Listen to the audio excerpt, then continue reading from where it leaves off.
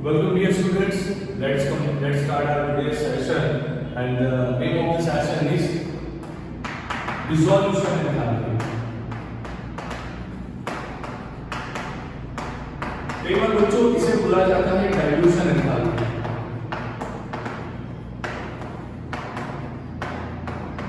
अब ये चीज क्या है ये आपको समझाता, थोड़ा ध्यान रखना। बहुत इजी कंसेप्ट है, थोड़ा ध्यान रखोगे तो बहुत ज्यादा इजीली समझ में आएगा। ओके, यहाँ पर बच्चे बहुत बहुत बहुत कंफ्यूज हो जाते हैं कि सर ये सॉल्यूशन वाला समझ में आ गया ना, सॉल्वेंट सोल्यूट का बॉन्ड तोड़ दो, नया बॉन्ड बनाओ, जो एनर्जी निकलेगा उस हिसाब से हमें काम करना था। बहुत लेक्चर हमने देखा ना, मेरे को तो एक बार लेक्चर देखो। अब डाइल्यूशन एंथैल्पी को देखना है। डाइल्यूशन किसे बोला जाता है? ये हमारा सोल्यूट है, ये हमारा सॉल्वेंट है, ये दोनों साथ में मिलेंगे तभी तो बनेगा हमारा सॉल्यूशन। जनरली होता क्या है, मान लीजिए कि यहाँ एक एग्जांपल देके आपको समझाता हूँ, आपको बहुत अच्छे से समझ में आएगा। So what is dilution? सबसे पहली बात तो ये है, व्हाट इज डाइल्यूशन? डाइल्यूशन क्या है? मान लीजिए मेरे लिए बच्चों बीकर दिया है यहाँ पे, ओके, बीकर में मैंने पहले भरा था यहाँ पे कुछ पानी भरूंगा ना, 1 लीटर पानी भरा, उसके अंदर बच्चों ने सोल्यूट डाला था पहले NaCl। ओके, अब देखो मैं क्या कर रहा हूँ, सोल्यूट की मात्रा चेंज नहीं कर रहा हूँ। मैंने सोल्यूट को रखा 25 ग्राम ही, मतलब कि मैं सोल्यूट की मात्रा चेंज नहीं कर रहा हूँ। नेक्स्ट केस में मैंने क्या किया, यहाँ पे पानी का वॉल्यूम बढ़ाया, मतलब थोड़ा वॉल्यूम, थोड़ा पानी बाहर से ऐड किया, वाटर इज एडेड। मैंने बाहर से पानी ऐड किया। अब जैसे ही मैंने बाहर से पानी ऐड किया, मेरा वॉल्यूम हो गया 2 लीटर। अब ध्यान से देखें, पहले 1 लीटर में 25 ग्राम NaCl था, अब 2 लीटर में पहला केस 1 इन 1 लीटर वाटर 25 ग्राम NaCl। अब नेक्स्ट केस में क्या हुआ, सोल्यूट को चेंज ही नहीं किया ना, मैंने तो बाहर से पानी ऐड किया। सो केस 2 में बच्चों क्या होगा, in 2 liter water again 25 gram NaCl। अब मैं फिर से क्या कर रहा हूं, मैं फिर से पानी को ऐड कर रहा हूं जब तक वो पानी बाहर निकल के ना आए। ओके, अब देखो मैंने क्या किया, in case 3 in 3 liter water 25 gram NaCl। अब खुद से दिमाग लगाओ, अब खुद से दिमाग लगाओ बच्चों। यहाँ पे 1 लीटर पानी में 25 ग्राम सॉल्ट, NaCl मतलब कॉमन सॉल्ट, टेबल सॉल्ट जो आप घर पे खाते हो वो वाला सॉल्ट। 1 लीटर पानी में ये सॉल्ट होगा तो आपको पानी का जो टेस्ट है वो थोड़ा बहुत सॉल्टी आएगा। जैसे 2 लीटर किया तो वो सॉल्टी टेस्ट थोड़ा कम हो गया होगा, जैसे 3 लीटर किया सॉल्टी टेस्ट और कम हो गया होगा। समझ रहे हो कि नहीं समझ रहे हो बच्चों? दिमाग में जा रहा है? कभी केचप खाया हो कि नहीं खाया हो? केचप जो होता है मतलब कि आप घर पे बॉटल लेके आओ बाहर से, वो होगा बहुत ज्यादा घटा। ओके, और कोई भी जगह पे जाओ, किसी भी बाहर के दुकान पे चले जाओ, वहां पे जो मिलेगा पानी जैसा मिलेगा। वो क्यों हुआ ऐसा? वो लोग क्या करते हैं, बाहर से पानी ऐड करते हैं, सॉल्वेंट ऐड करते हैं। तो सॉल्वेंट ऐड करने की प्रोसीजर सोल्यूट को कांस्टेंट रखते हैं। याद रखना, सोल्यूट को कांस्टेंट रखने के बाद at given temperature, at given pressure, solvent को ऐड करने की प्रोसीजर, उसे क्या बोला जाता है? डाइल्यूशन। उसे क्या बोला जाता है बच्चों? डाइल्यूशन। तो आई एम श्योर आपको डाइल्यूशन क्या है वो समझ में आया सबसे पहले तो। चलो बहुत अच्छा बच्चों, डाइल्यूशन समझ में आया, फिर क्योंकि ये नेक्स्ट टाइम भी आएगा। अब आप ऐसे करते रहे, यहाँ से 4 लीटर 5 लीटर 6 लीटर 7 लीटर, आपके पास पूरा टंकी भर के जितना पानी था पूरा पानी डाल दिया। एक टाइम क्या आएगा बच्चों, आप इतना ज्यादा पानी डाल चुके हो, अब आपको मालूम ही नहीं पड़ेगा कि क्या पानी के अंदर मैंने NaCl डाला था कि नहीं डाला था। जैसे कि आप केचप ले लो, उसके अंदर पानी डालते जाओ, पानी डालते जाओ, पानी डालते जाओ। एक काम करना बच्चों, तो एक टाइम ऐसा आएगा आपको सिर्फ पानी दिखाई देगा, केचप दिखाई नहीं देगा। सही है कि नहीं सही है? मतलब कि वो पॉइंट को बोला जाता है इनफाइनाइट डाइल्यूशन। वो पॉइंट को कौन सा पॉइंट बोला जाता है बच्चों? उसी पॉइंट को हम बताते हैं इनफाइनाइट डाइल्यूशन एंड उसका सिंबल इनफाइनाइट है। देखो बहुत छोटी छोटी चीजें। अब देखो बुक में एक एग्जाम्पल दिया है, बुक वाले ना आपको कंफ्यूज ज्यादा करते हैं, डराता है, डरना नहीं है। हमने क्या लिया NaCl, बुक को NaCl पसंद नहीं, I don't know why, book को पसंद है HCl गैस ले लो। बुक ने क्या किया HCl गैस ले लो, मैंने इसीलिए समझाया 1 लीटर पानी लो, वो समझ नहीं रहे, वो आपको बता रहे हैं 10 aqueous H2O लो। 10 aqueous H2O लेने की जरूरत नहीं है, 10 aqueous का मतलब ये होता है कि 10 मोल पानी लिया। क्या सीधे सीधे ले लिख सकते थे कि 10 लीटर पानी लो, तो इसीलिए समझ में आता ना। पर क्या किया उन लोगों ने, 10 aqueous पानी डालो तब जाके कुछ बनेगा यहाँ पे अच्छा खासा, सही है। पानी के अंदर H2O जाएगा तो यहाँ पे आप बोलोगे कि एक सॉल्यूशन बना हमारा, आपका एक सॉल्यूशन यहाँ पे प्रिपेयर हुआ। बच्चों ध्यान रखना, अब इसके लिए कुछ एंथैल्पी तो लगेगा ना, सॉल्यूशन का एंथैल्पी, कुछ सॉल्यूशन का एंथैल्पी लगेगा। वो कितना था तो -69 पॉइंट समथिंग है, मुझे याद नहीं है पूरा डेटा भी यहाँ पे। ओके -69 पॉइंट समथिंग डेटा है वहाँ पे। ओके अब वो लोग क्या कर रहे हैं, इसे कांस्टेंट रखना है। मैंने बताया NaCl का मैंने क्वांटिटी चेंज नहीं किया, मतलब HCl गैस मुझे कांस्टेंट रखना है। अब मैं क्या करता जाऊंगा, यहाँ पे 25 डालूंगा, उसके बाद 40 डालूंगा, एक टाइम ऐसा आ जाएगा कि मैं इनफाइनाइट पानी डालूंगा। घबराने की बात है बच्चों, आपको डराने की बात है, देखो डरना नहीं है।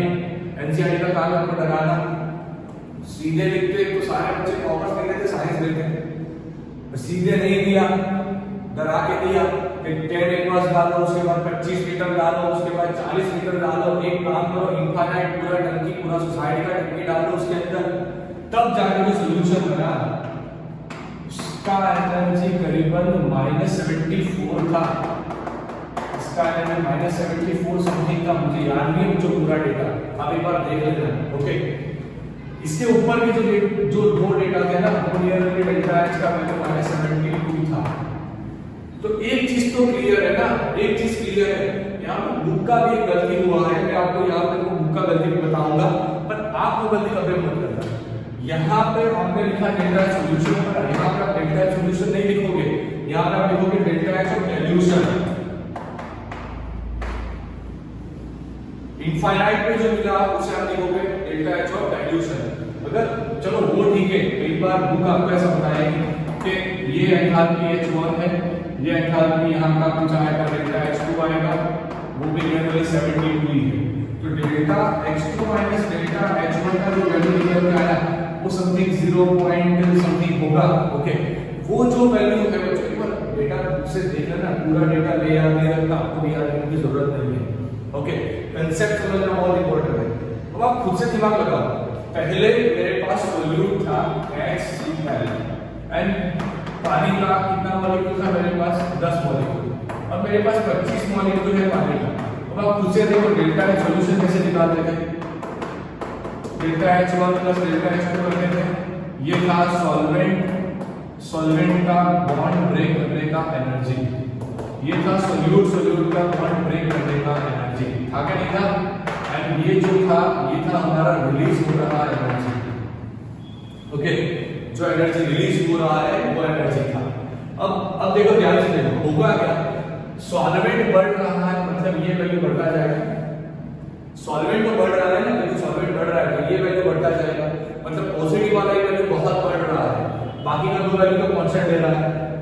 बाकी का जो दो वैल्यू है वो दोनों वैल्यू के साथ रह रहा है कांस्टेंट, एक ही वैल्यू बढ़ रहा है, बाकी का दोनों वैल्यू कांस्टेंट रह रहा है।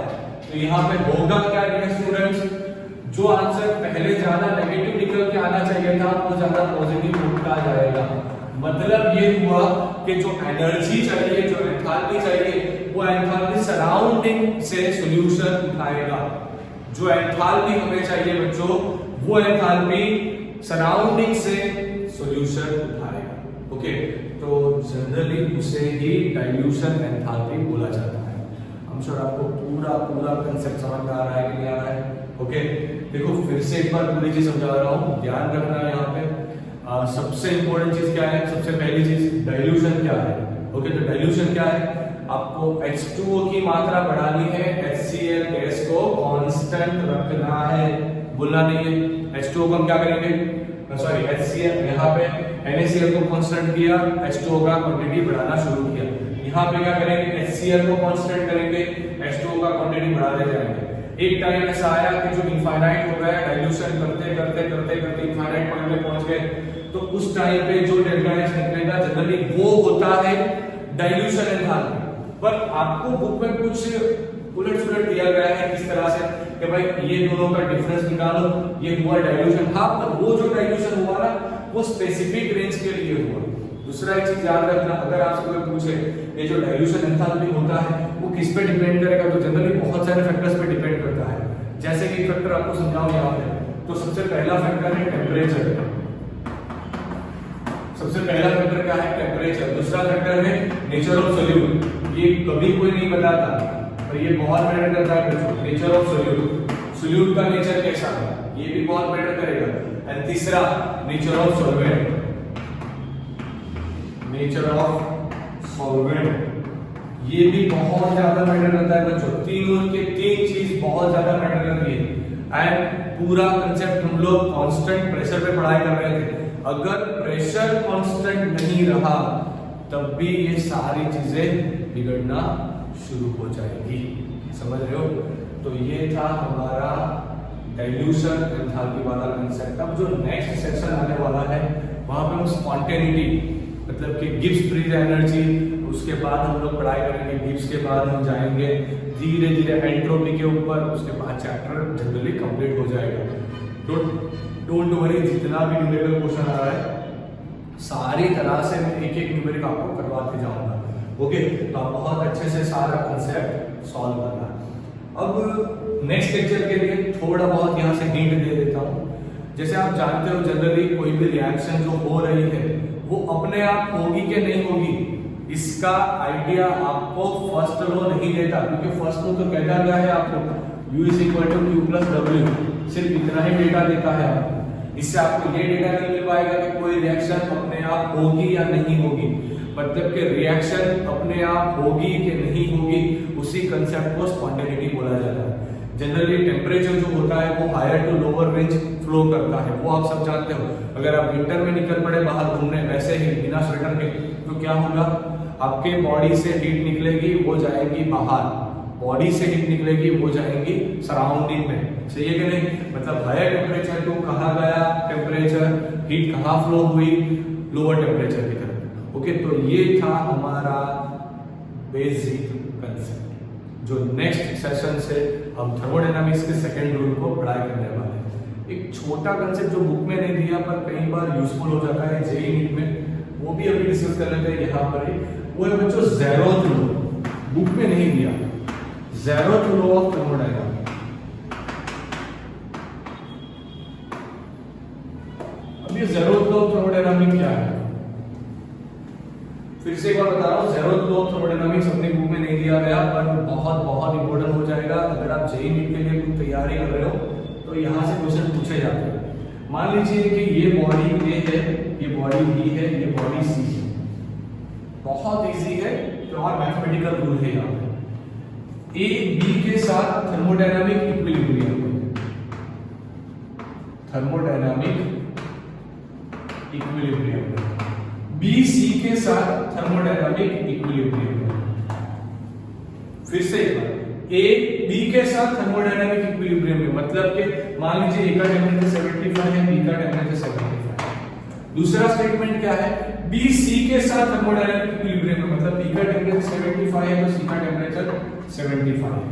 इससे साबित ये होता है कि ए एंड सी इनडायरेक्टली एक दूसरे के साथ, ए एंड सी इनडायरेक्टली एक दूसरे के साथ थर्मोडायनामिक इक्विलिब्रियम में होंगे। समझ में आया? बस तो जैसे आप पढ़ाई किए थे ना लोअर स्टैंडर्ड में मैथमेटिक्स में, A = B, B = C, तो A = C होगा। उसी तरह से यही ज़ेरोथ लॉ है। अगर A B के साथ थर्मोडायनामिक इक्विलिब्रियम में है, B C के साथ थर्मोडायनामिक इक्विलिब्रियम में है, तो डायरेक्टली या इनडायरेक्टली A एंड C एक दूसरे के साथ थर्मोडायनामिक इक्विलिब्रियम में होगा। तो zeroth law, first law, second law next session में अप्लाई करेंगे। इसका स्क्रीनशॉट निकालो, कॉपी में लिखो। ओके।